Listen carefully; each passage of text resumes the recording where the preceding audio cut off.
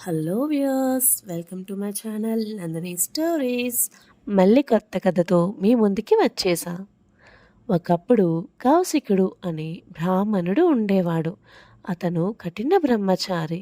ఎంతో నిష్ఠతో తపస్సు చేసి వేదాలు మరియు వేదాంగాలను బాగా అభ్యసించాడు.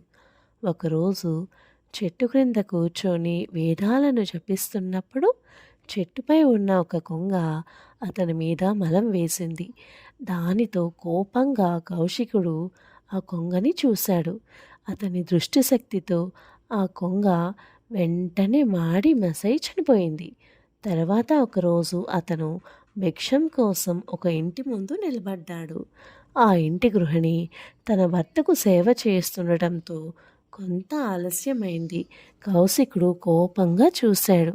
ఆమె ప్రశాంతంగా ఇలా అంది, నీవు కోపంగా చూస్తే చనిపోవటానికి నేను కొంగని కాదు అన్నది. అది విన్న కౌశికుడు ఆశ్చర్యపడుతుండగా నిజమైన ధర్మం అంటే తన కర్తవ్యాన్ని నిష్ఠతో చేయడం అని చెప్పింది. ఆమె అతనిని మిథిలా నగరానికి వెళ్ళి ధర్మవ్యాధుని దగ్గర ధర్మాన్ని నేర్చుకోమని చెప్పింది. కౌశికుడు ధర్మవ్యాధుడు అంటే ఒక గొప్ప మహర్షి అని ఆశించాడు. కానీ అతను చూస్తే మాంసం అమ్ముకునే వ్యాపారి. అతన్ని చూసి ఆశ్చర్యపోయాడు. అసహ్యం వేసింది. కానీ ఆ ధర్మవ్యాధుడు అతనిని గౌరవంగా ఆహ్వానించాడు. మీరు ఆమె ద్వారా పంపబడ్డారని నాకు తెలుసు అని అన్నారు.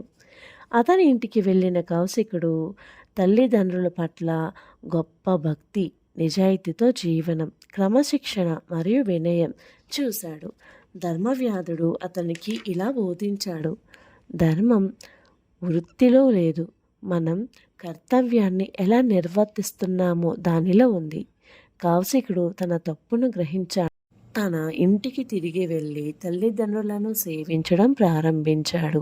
అప్పుడే అతనికి నిజమైన ధర్మం అంటే ఏంటో అర్థమైంది.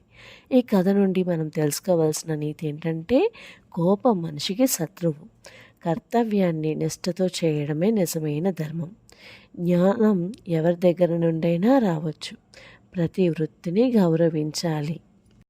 నా ఛానల్ మీకు నచ్చితే లైక్ చేయండి, షేర్ చేయండి, సబ్స్క్రైబ్ చేయండి. మళ్ళీ కొత్త కథతో కలుద్దాం. Until then bye.